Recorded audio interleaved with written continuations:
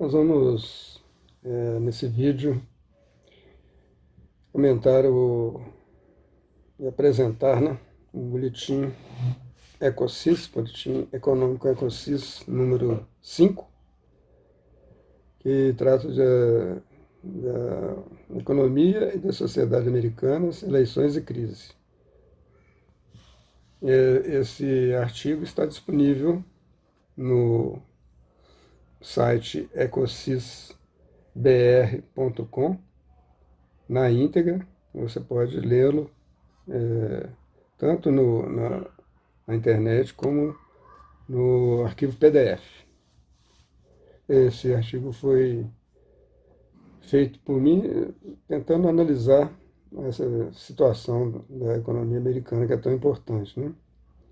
De acordo com os analistas tradicionais e conservadores, a economia dos Estados Unidos estava tendo um ótimo desempenho antes da pandemia do coronavírus. Isso não é verdade.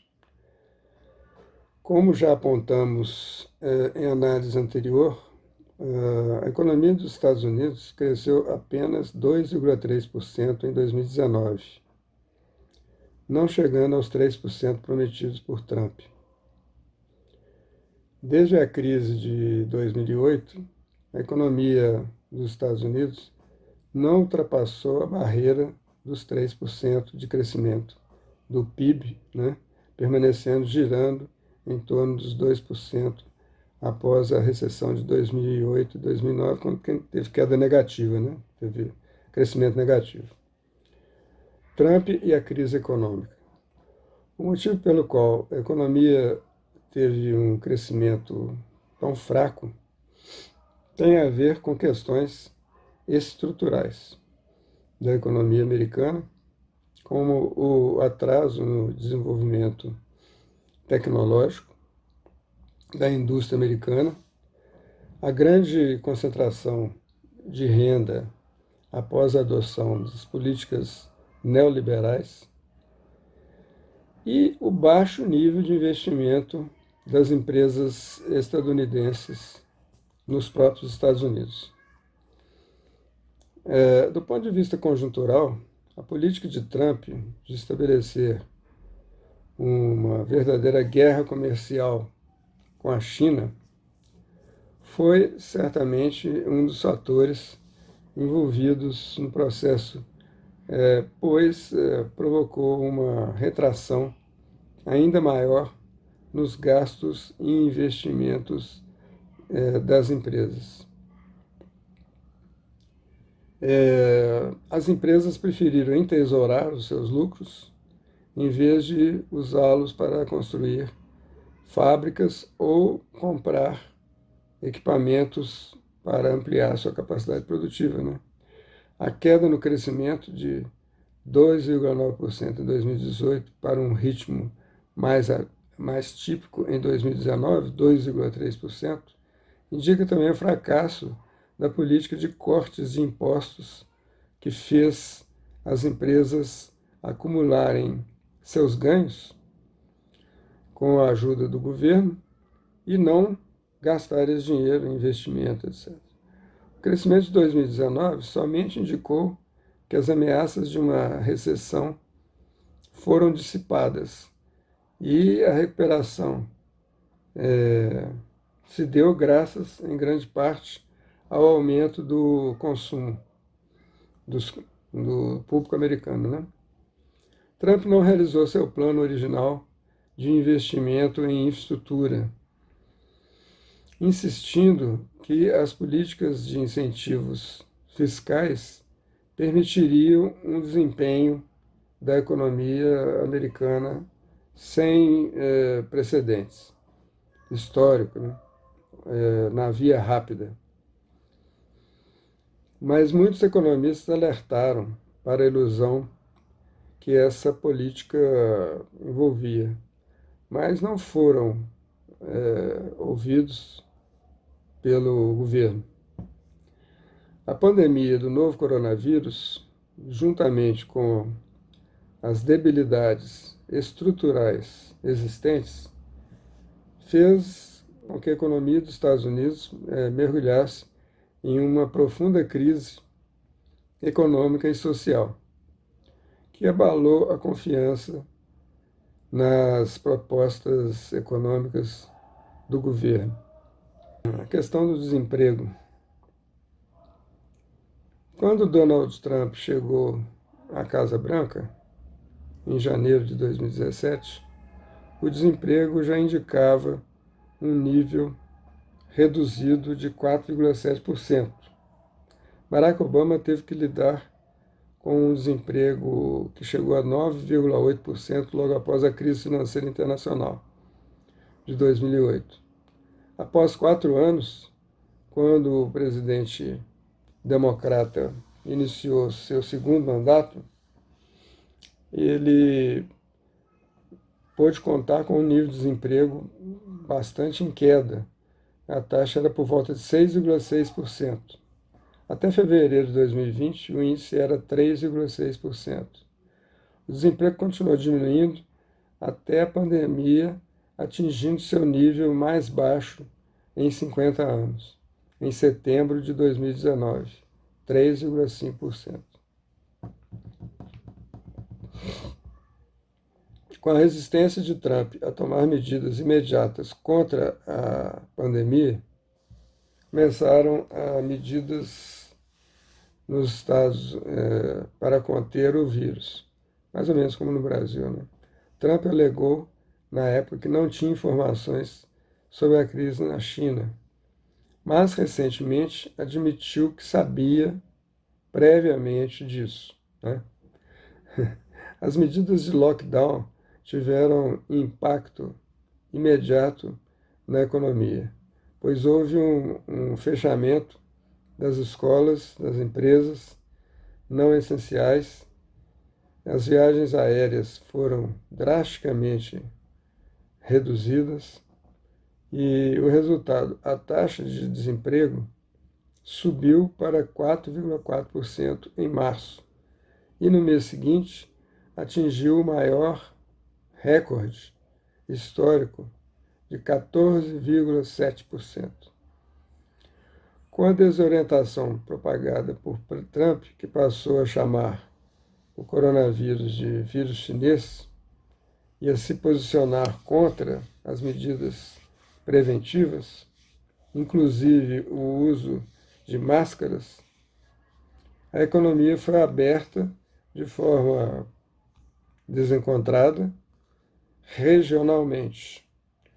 Desde maio, o índice de desemprego começou a diminuir e atingiu 7,9% no final de setembro. Em outubro, a taxa caiu para 6,9%. Recessão e retomada. O desempenho da economia também foi afetado pela pandemia. Em 2017, o crescimento atingiu 2,3% frente a 1,6% em 2016, último ano de Obama na Casa Branca. Em 2018, o PIB cresceu 2,9% e em 2019, 2,3%, mostrando a dificuldade de ultrapassar a barreira dos 2%. Com a pandemia, os Estados Unidos entraram em uma recessão e, embora a economia se recupere à medida que as atividades são retomadas, o crescimento ainda é inferior ao registrado em 2019. No terceiro trimestre, a economia dos Estados Unidos cresceu 33,1% em relação aos 3 meses anteriores, em dados anualizados de acordo com a segunda estimativa oficial divulgada em 25 de novembro, pelo Escritório Oficial de Estatísticas do Departamento de Trabalho dos Estados Unidos, né? Confirmando os números da primeira estimativa, divulgada em 29 de outubro. Aparentemente, uma forte expansão, mas ela foi calculada sobre a base da recessão do período anterior, do trimestre anterior, né? Não recuperando a perda havida no primeiro e segundo trimestres deste ano, que somam 36,4% negativos.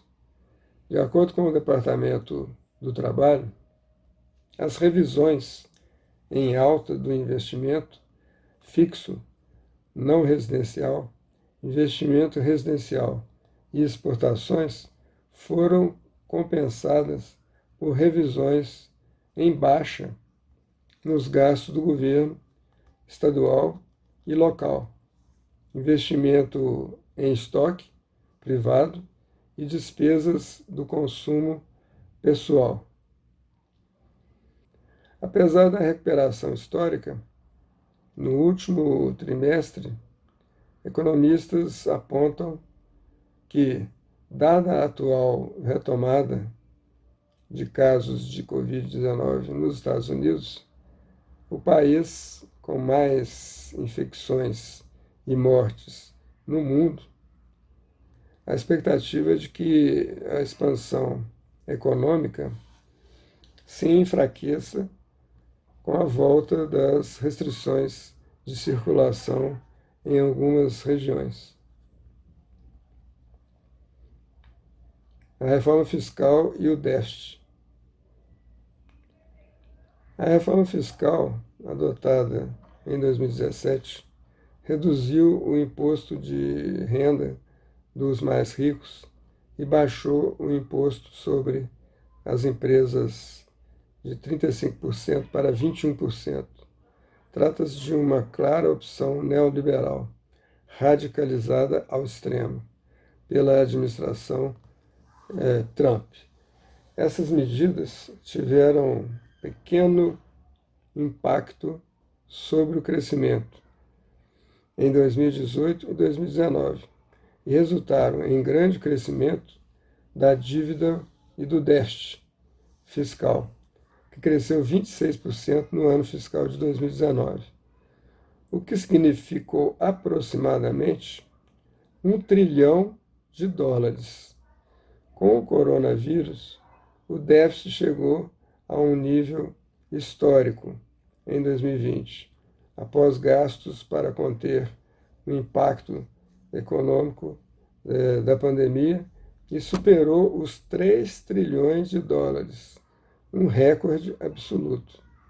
A dívida também cresceu, ficando em 26,9 trilhões no ano fiscal de 2020, que terminou em setembro.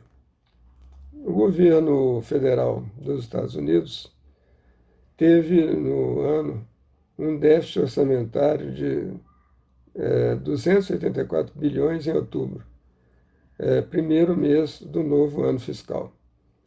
Valor que é mais do que o dobro do registrado há um ano, de acordo com dados do Departamento do Tesouro, divulgados em 12 de novembro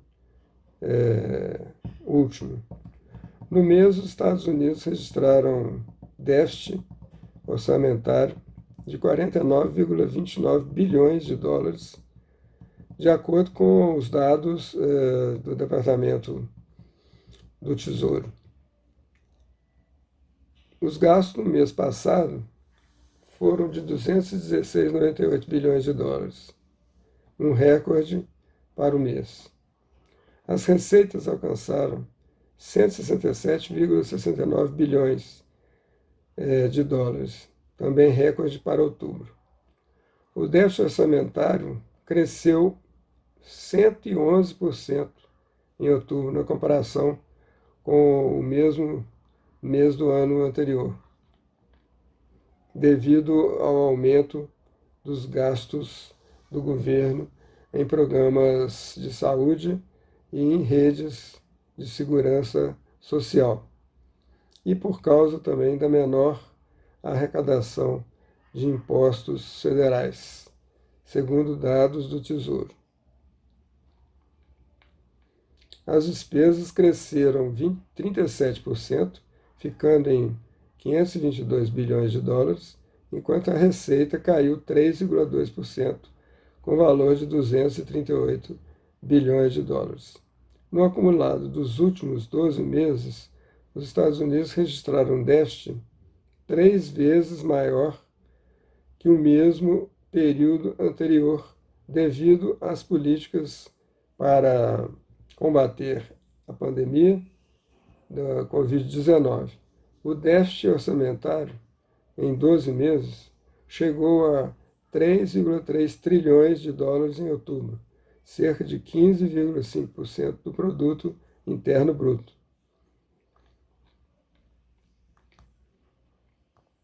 O déficit federal cresceu nesse ano à medida que o Congresso aprovou medidas emergenciais, incluindo distribuição de cheques aos americanos e empréstimos para pequenas empresas, para diminuir os impactos da pandemia sobre a economia americana. Analisamos em seguida esse conjunto de medidas chamado de CARES Act. O aumento de gastos com saúde, assistência alimentar e programas como seguro-desemprego também pressionaram o déficit, enquanto as receitas fiscais diminuíram em meio a demissões em massa e a queda do consumo. As despesas do Departamento de Saúde e Serviços Humanos cresceram 50% no mês passado. Houve um aumento de 76% com os gastos do Medicare e de 20% com o Medicaid. Na Previdência Social, a alta foi de 9%. Já os gastos do Tesouro caíram 7%, em parte devido aos menores custos da dívida federal, que chegou a 21 trilhões de dólares no fim do mês. O crescente déficit orçamentário está no centro dos debates em Washington sobre quanto mais apoio do governo o Congresso deveria dar à economia. Os democratas querem outro pacote amplo de ajuda econômica, argumentando que déficits maiores valem a pena para ajudar a estimular a economia, a recuperação da economia. Já os republicanos desejam manter o déficit sob controle e sugeriram a aprovação de um pacote de ajuda menor e direcionado aos setores mais afetados. Plano de ajuda de emergência. No final de março, republicanos e democratas votaram a favor da Coronavirus Aid, Relief and Economic Security Act, também conhecido como CARES Act. Foi um projeto de estímulo econômico de 2,2 trilhões de dólares, aprovado pelo 16º Congresso dos Estados Unidos e sancionado pelo presidente Donald Trump em março de 2020, em resposta às consequências econômicas da pandemia Covid-19 nos Estados Unidos. Os gastos incluem principalmente 300 bilhões de dólares em pagamentos únicos em dinheiro para americanos individuais, com a maioria dos adultos solteiros recebendo 1.200 dólares e famílias com crianças recebendo mais, 260 bilhões em aumento de benefícios de desemprego, a criação do Programa de Proteção ao Salário, que fornece empréstimos perdoáveis a pequenas empresas com um financiamento inicial de 350 bilhões de dólares, posteriormente aumentado para 669 bilhões de dólares pela legislação subsequente. 500 bilhões em ajuda para grandes corporações e 339,8 bilhões para governos estaduais e locais. No final de julho, essa ajuda começou a ser reduzida ou cortada e até agora o Congresso não chegou a um acordo para um novo plano de estímulo à economia. A política monetária. O Federal Reserve e seu presidente, Jerome Powell, costumavam ser alvos do presidente Trump, que os acusava de ter desacelerado a economia, aumentando as taxas de juros em 2018. Mas, dada a amplitude da crise causada pela pandemia, o Fed, Federal Reserve Bank, levou suas taxas de referência para níveis mínimos, que atualmente estão entre 0 e 0,25% ao ano. Também implementou programas para injetar dinheiro na economia e garantir o fluxo de recursos dos bancos para as empresas americanas. Nos meses após o fim dos bloqueios causados pela Covid-19, algumas economias se recuperaram mais rápido do que outras. E a dos Estados Unidos foi uma economia que recuperou mais rápido, principalmente por ter adotado medidas de restrição menos rigorosas do que a Europa, por exemplo. As perspectivas da economia americana sob Biden. O governo Biden se consolidou e os questionamentos de Trump no plano judicial fracassaram fortemente. Por mais que a Suprema Corte seja parcial, não poderá reverter a decisão das cortes estaduais que questionadas foram favoráveis à certificação dos resultados pró-Biden. As propostas divulgadas até o momento para a economia pelo governo Biden permitem prever uma política neoliberal mais contida e combinada com algumas medidas que poderiam ser chamadas de keynesianas. O atual Congresso, especialmente o Senado, de maioria republicana, não aprova novas medidas de socorro pelos efeitos da pandemia, desde março, e cujo montante que foi reduzido à metade em agosto. Uma nova eleição de segundo turno, que acontecerá em janeiro, para 2 vagas da Geórgia no Senado, que poderá dar maioria democrata também no Senado, que efetivamente aconteceu, né? Dessa forma, as medidas propostas por Biden podem não se viabilizar caso o Senado continue de maioria republicana. Ainda mais quando o cenário pós-eleitoral é de polarização permanente entre os trumpistas derrotados e o governo Biden, que terá que ser muito assertivo para viabilizar o encaminhamento de suas propostas.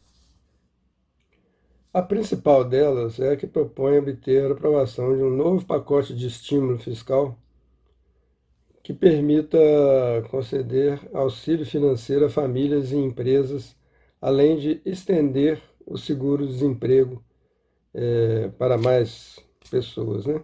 Embora se justifique pela pandemia, ela é muito mais uma medida de expansionismo econômico do que a CARES Act, ainda que se esteja vivendo uma segunda onda da pandemia. Um aspecto importante no plano de Biden é a geração de 5 milhões de empregos que busca promover o desenvolvimento da indústria americana. A ideia é estimular a compra de produtos fabricados nos Estados Unidos e, além de uma possível campanha Buy American, o projeto visa fazer que todas as compras feitas pelo governo e seus contratantes sejam de produtos americanos. O que é irônico é que o governo americano tem feito uma verdadeira campanha para que os outros países abram seus mercados de compras governamentais para a competição no mercado internacional. Além disso, o governo propõe adotar uma espécie de política industrial denominada Rebuild Better, que envolve um investimento fiscal de 400 bilhões de dólares na compra de bens e serviços nacionais e um investimento adicional de 300 bilhões de dólares em pesquisa e desenvolvimento tecnológico. Esses recursos seriam destinados principalmente ao desenvolvimento de energias limpas, biotecnologia, telecomunicações e inteligência artificial. Como são investimentos em bens de capital gigantescos, duvida-se que possam ser financiados apenas com aumento de impostos, julgando que o Estado talvez tenha de aumentar seu endividamento. Com relação aos investimentos estrangeiros, pensa-se em uma taxa mínima sobre lucros de 21% acima dos atuais, portanto 10,5%. Há também a proposta de incentivo fiscal de até 10% para certos investimentos na produção nacional.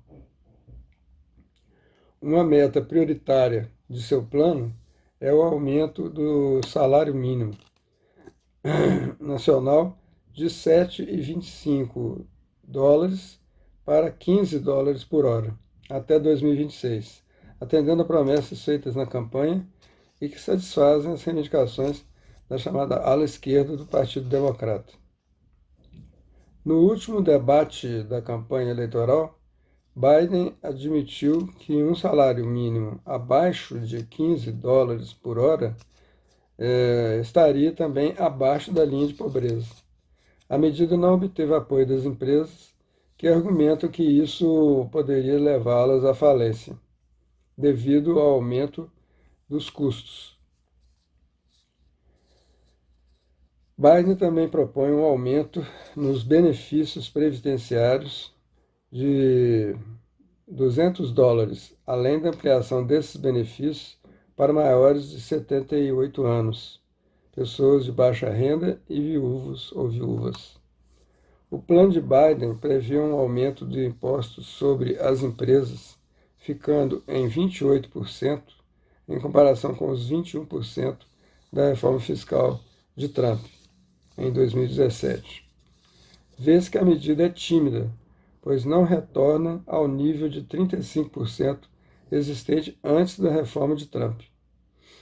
O argumento para o aumento dos impostos é que este foi o maior corte de impostos já adotado nos Estados Unidos, mas que favoreceu muito as multinacionais, mas nunca colocou a exigência de essas corporações contratassem trabalhadores americanos.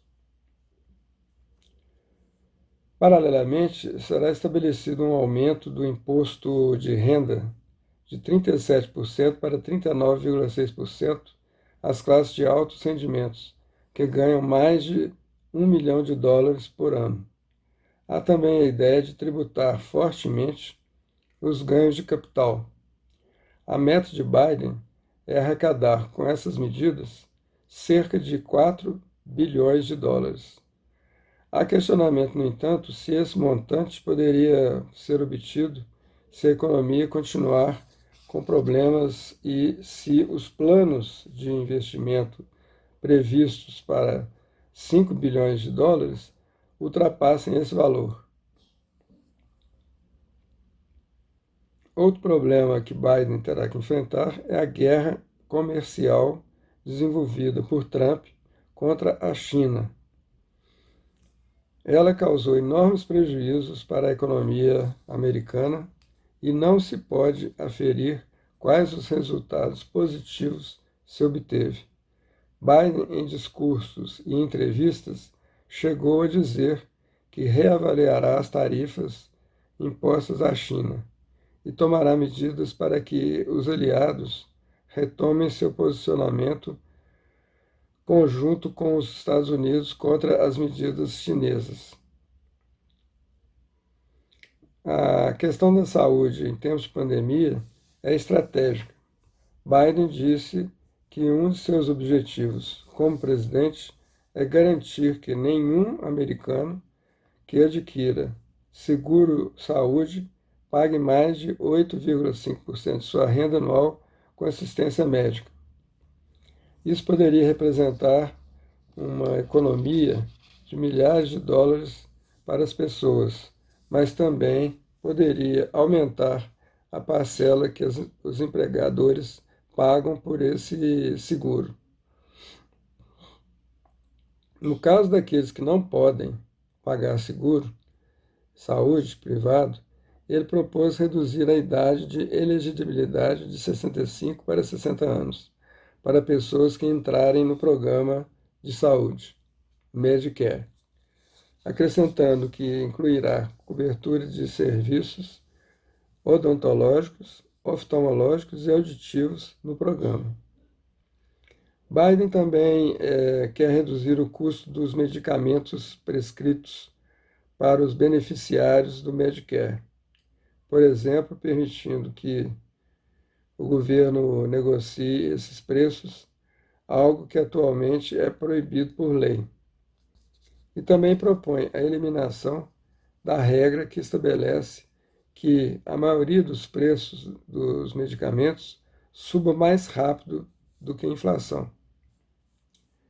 Em resumo, o plano econômico de Biden baseia-se no uso da política fiscal para estimular o crescimento, proteger a indústria nacional e reconstruir a classe média com o aumento de impostos que, em tese, só afetará os mais ricos. Não se parece com os pontos básicos do neoliberalismo, pois propõe uma intervenção anticíclica do Estado. Com relação à questão do meio ambiente, o plano de Biden propõe um investimento de US$ 2 trilhões ao longo de 4 anos, voltado principalmente para o incentivo a energias renováveis, além do retorno do país ao Acordo de Paris. No que diz respeito à imigração, há uma reversão das políticas de Trump, porque Biden propõe o fim da construção do muro na fronteira com o México. Ele também vai acabar com as políticas de Trump que separavam famílias de imigrantes. Consta, inclusive, do plano uma proposta de reforma migratória e facilitação de vistos de trabalho em setores com escassez de mão de obra. O grande desafio é que a aplicação dessas medidas não dependerá apenas da composição política do Congresso, mas também da evolução da pandemia, fator de incerteza que pesa na reconstrução econômica global e no destino da maior economia do mundo. Biden e a sociedade americana. A política nos Estados Unidos é cada vez mais um reflexo fiel das pronunciadas diferenças econômicas e agudos problemas sociais que a sociedade enfrenta. Um país onde uma família branca média tem uma renda líquida de mais de 181.440 dólares, enquanto a família negra média atinge apenas 20.730 dólares, de acordo com as estatísticas da pesquisa de finanças do consumidor do Federal Reserve Bank, no final de 2019, e onde famílias com patrimônio superior a 1 milhão de dólares possuem 79,2% de toda a riqueza do país. Enquanto isso, a metade inferior das famílias americanas possui apenas 1,5% da riqueza.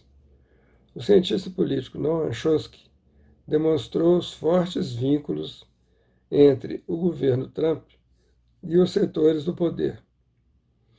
Diz ele, é difícil encontrar um presidente americano que se tenha dedicado mais a enriquecer e capacitar os ultra-ricos e o setor empresarial, que obviamente, por isso que eles ficam felizes em tolerar suas travessuras.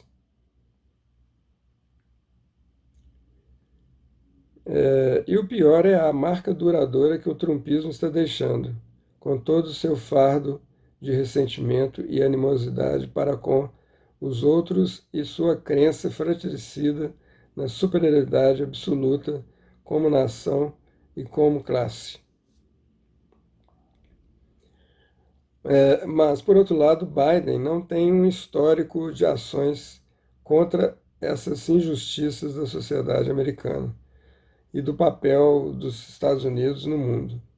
Biden foi o executor das políticas de agressão e interferência do governo democrático, entre aspas, de Obama em outras nações. Nesse governo, 2009-2016, além da guerra contra a Líbia e a Síria, por meio da CIA, do Departamento de Estado, e da criação de exércitos mercenários como Daesh, a nação do norte estava ligada ou dirigiu diretamente os golpes de Estado contra o presidente Manuel Zelaya em Honduras, 2012, Dilma Rousseff, 2016, e a prisão de Lula da Silva no Brasil, 2016. A tentativa de golpe contra Rafael Correia, no Equador, 2010. Eles impuseram as candidaturas de Macri na Argentina, Bolsonaro no Brasil, Piñera no Chile. A mão sinistra de Biden esteve envolvida em todos os processos golpistas na qualidade de vice-presidente, inclusive na declaração da Venezuela uma ameaça à segurança nacional dos Estados Unidos. Por outro lado, Joseph Biden é um velho político, fez 78 anos em 20 de novembro, do establishment conservador americano, com 47 anos acostumado aos labirintos do poder em Washington. Foi senador de 72 até 2009, assumiu o cargo de vice-presidente de Barack Obama. Ao longo de quase meio século, há pouco em seu histórico que espere uma reviravolta significativa na política externa de Trump, especialmente no reino sempre turbulento das relações hemisféricas. O que há é a certeza de que, ao longo de tantos anos no Senado, foi cúmplice, beneficiário ou, pelo menos, testemunha silenciosa das tantas vezes denunciadas corrupção institucionalizada em Washington, dos suculentos contratos e concessões oferecidos às empresas do complexo militar industrial e, após a quebra das hipotecas de 2008, do fabuloso resgate concedido pelo Tesouro ao corrupto sistema bancário dos Estados Unidos. Tudo isso passou sob seu olhar e em nenhum momento ele insinuou descontentamento ou desconforto. A renovação, ou o novo começo, entre aspas, retórica, que tanto apreciam os presidentes dos Estados Unidos quando derrotam os seus adversários, não está de acordo com a relação promíscua que Biden, como Trump, mantém com a burguesia imperial. Sabe-se que sua dispendiosa campanha eleitoral foi facilitada por generosos fundos de grandes empresas e corporações. Um relatório revela que Joe Biden recebeu doações de 44 bilionários e seu par, Kamala Harris, o superou ao receber contribuições de 46 bilionários americanos. Em termos individuais, Trump se beneficiou da generosidade de Sheldon Adelson, dono de um cassino em Las Vegas, e, de acordo com o The Guardian, um conservador pró-israelense fervoroso que acabou doando 183 milhões de dólares para a campanha da New Yorker. Biden, por sua vez, recebeu uma doação do ex-prefeito de Nova York e magnata da mídia, Michael Bloomberg, no valor de 107 milhões de dólares. Como pode ser visto, parece haver uma ligeira contradição com o princípio elementar de toda a democracia de um homem, uma mulher, um voto. Biden anuncia o retorno dos Estados Unidos à Unesco, mas é preciso lembrar que os Estados Unidos deixaram de financiar a Unesco em 2011, sob a presidência de Barack Obama. E quando Joe Biden era seu vice-presidente, portanto, participou também da mesma decisão, né? Na edição de março-abril da revista Foreign Affairs, uma espécie de bíblia para o establishment americano, Biden publicou um artigo em que antecipava o que faria se chegasse à Casa Branca. O título é Why America Must Lead Again, ou seja, o que a América tem que liderar de novo. Não deixa dúvidas sobre sua fidelidade absoluta desse personagem à tradição do excepcionalismo americano. O mundo precisa de um líder e os Estados Unidos devem assumir esse papel, concedido por ninguém menos que Deus e abandonado por Trump, que errou ao tentar tornar os Estados Unidos grandes de novo, abdicando de sua responsabilidade de manter a ordem internacional e esnobando seus aliados e amigos. Seu programa tem 3 eixos: a renovação e fortalecimento da democracia nos Estados Unidos e na arena internacional, novos acordos comerciais para conter a China e impedir que a China e seus aliados estabeleçam as regras do jogo, algo que o Império reivindica como sua prerrogativa absoluta, assim como aconteceu após a Segunda Guerra Mundial, e, por fim, mais uma vez, colocar Washington na cabeça da mesa das negociações internacionais. China e Rússia aparecem claramente como inimigas dos Estados Unidos, em linha com as teses dominantes, principalmente desde a época de Obama. A linguagem usada em algumas passagens é alarmante e nada diplomática. Lembra um pouco da bravata e insolência de Trump.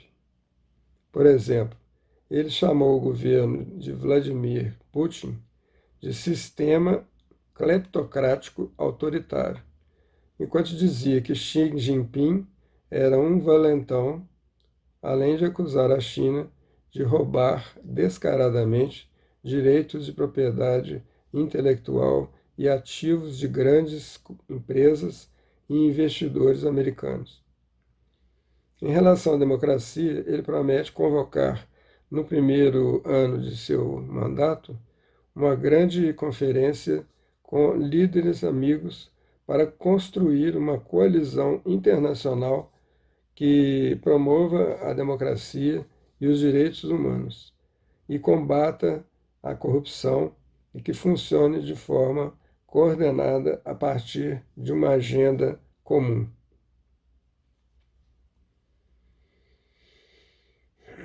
O governo Biden, não nos iludamos, é um governo que aplicará os mesmos preceitos imperialistas que os Estados Unidos vem sustentando há décadas.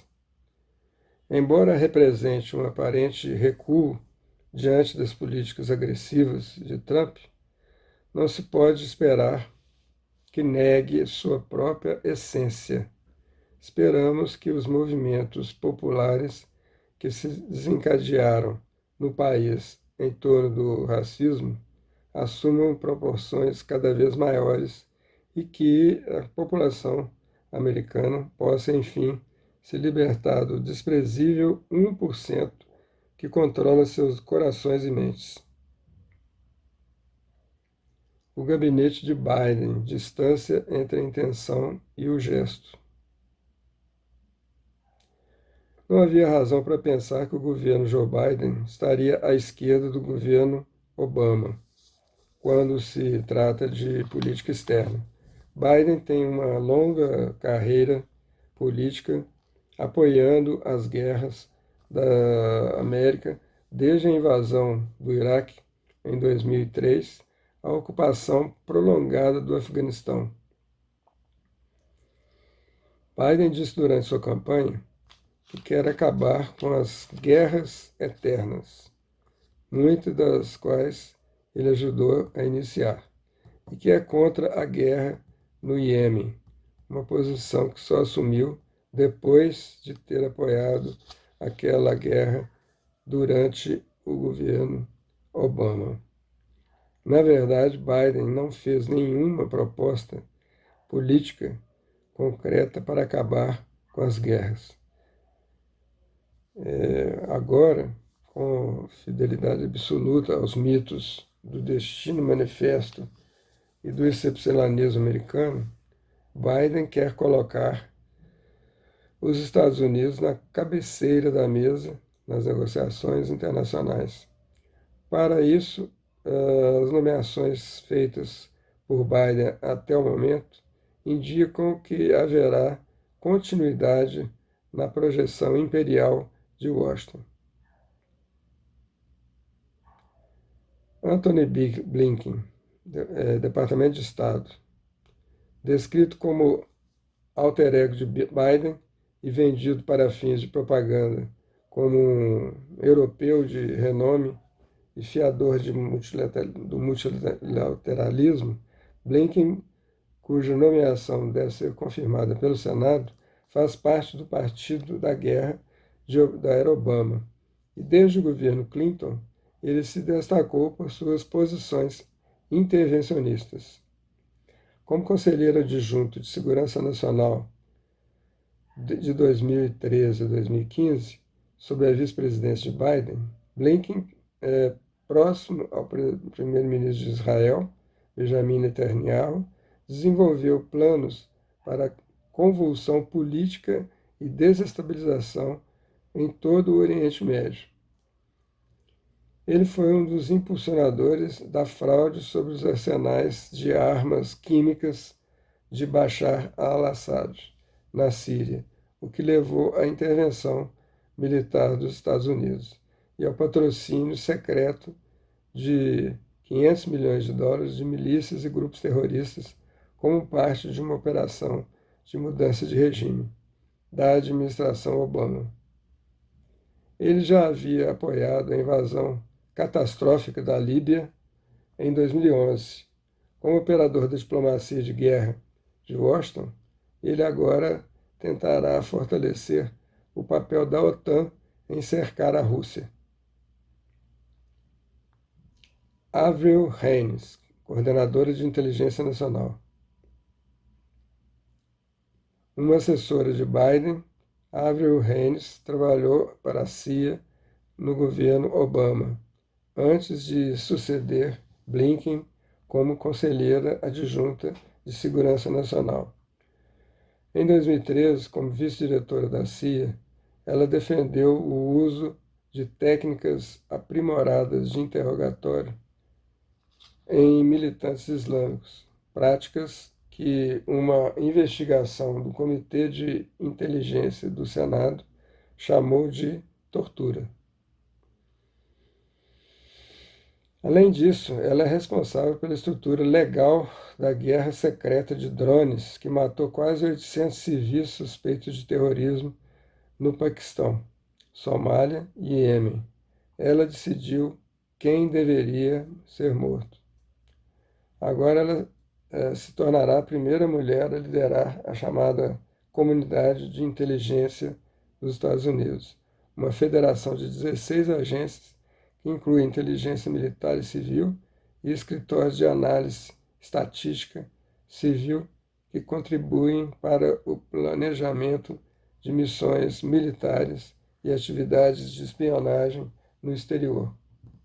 Haines reportará diretamente ao presidente e, embora a administração Trump tenha escalado a guerra com drones, foi a administração Obama, com a ajuda de Avril Haines, que normalizou o uso generalizado de assassinatos seletivos que transformaram o mundo inteiro em um campo de batalha potencial. Existem outros aspectos do registro de Haines que são preocupantes. Ela se descreveu como uma ex-consultora da Palantir, empresa especializada em Big Data. O polêmico Palantir está implicado em um dos piores delitos da administração Trump, incluindo vigilância em massa e detenção de imigrantes por via de informática, né? Haines, que também trabalhou para o West Exec, enfureceu progressistas em seu Partido Democrata em 2018, quando apoiou a nomeação de Gina Haspel para o cargo de diretora da CIA. É de conhecimento público que Gina Haspel participou da gestão das prisões da CIA, onde se praticavam torturas degradantes. Alexandre Mayorkas, Departamento de Segurança Interna. Alexandre Mayorkas é um jurista nascido em Havana há 60 anos, cuja família fugiu de Cuba após a Revolução Castrista e que já foi o segundo do departamento entre 2013 e 2016. Ex-procurador federal na Califórnia, Mayorkas terá sob seu cargo a revisão de algumas das políticas domésticas mais polêmicas da era Trump, como a construção de um novo muro na fronteira com o México e a separação de filhos de imigrantes de suas famílias. Esse advogado e ex-procurador federal, que viveu primeiro em Miami e depois se radicou com sua família em Los Angeles, conhece bem o cargo. Janet Yellen, Departamento do Tesouro. A nomeação, que deverá ser confirmada pelo Senado, tornaria a prestigiada economista, primeira mulher a chefiar o Federal Reserve Bank, que acumula décadas de experiência em política monetária, a primeira mulher também a ocupar a Secretaria do Tesouro. Seu papel será fundamental nos esforços do próximo governo para promover a recuperação de uma economia devastada pela pandemia do coronavírus. John Kerry, Departamento de Meio Ambiente. Outra prioridade da administração Biden será o meio ambiente, como se depreende do fato de que haverá um czar para o clima, um cargo que, segundo a equipe de transição, caberá ao veterano ex-senador, ex-secretário de Estado e ex-candidato à presidência John Kerry, de 76 anos. John Kerry, como chefe do Departamento de Estado, nunca parou de tentar derrubar a República Árabe Síria, o que implica que controlou em cada estágio o que seus aliados faziam. Na verdade, nos últimos 4 anos, os jihadistas foram liderados, armados e coordenados pelo Comando Terrestre Aliado da OTAN. No entanto, o John Kerry não se atreveu a posicionar as tropas em solo sírio ou a lutar abertamente como fizeram na Coreia, Vietnã e Iraque. Para isso, ele optou por colocar seus aliados na linha de frente, aplicando liderança por trás, ou seja, apoiar sem muita discrição grupos de mercenários, como fez na Nicarágua nos anos 80, ainda se expondo a ser condenado pelo Tribunal Internacional de Justiça, o Tribunal Interno da ONU. Provavelmente, Kerry contava com Daesh para tomar Damasco, de onde Tel Aviv mais tarde teria que expulsá-lo, com o que os jihadistas se retirariam para o Sunistão, cujo controle lhes seria atribuído. A Síria, então, teria sido dividida, com o sul sob ocupação israelense, o leste sob o controle do Daesh e o norte com a Turquia.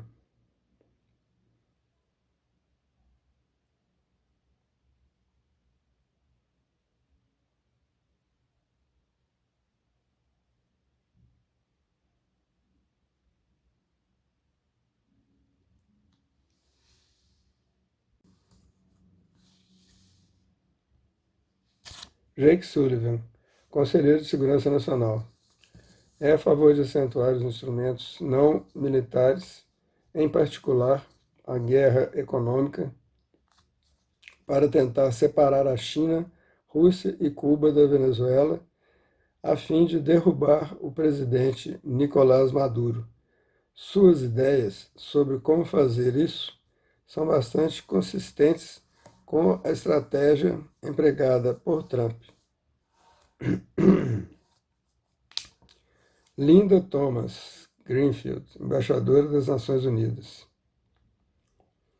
O trabalho mais recente de Thomas Greenfield é uma empresa de estratégia global secreta chamada Albright Stonebridge Group, cujo algo semelhante a McKinsey Company, chefiada por Madeleine Albright. Não há nada de extraordinário em Biden ter nomeado alguém de uma obscura empresa de estratégia global para um papel tão poderoso. Na verdade, a empresa do Albright Stonebridge Group é uma caixa preta. É quase impossível obter informações sobre quem são seus clientes. A empresa afirma que não trabalha para agentes estrangeiros. No entanto, seu escritório nos Emirados Árabes Unidos é chefiado por Jad Mehbeb, um agente que estava a cargo do escritório de assuntos estratégicos do príncipe herdeiro de Abu Dhabi.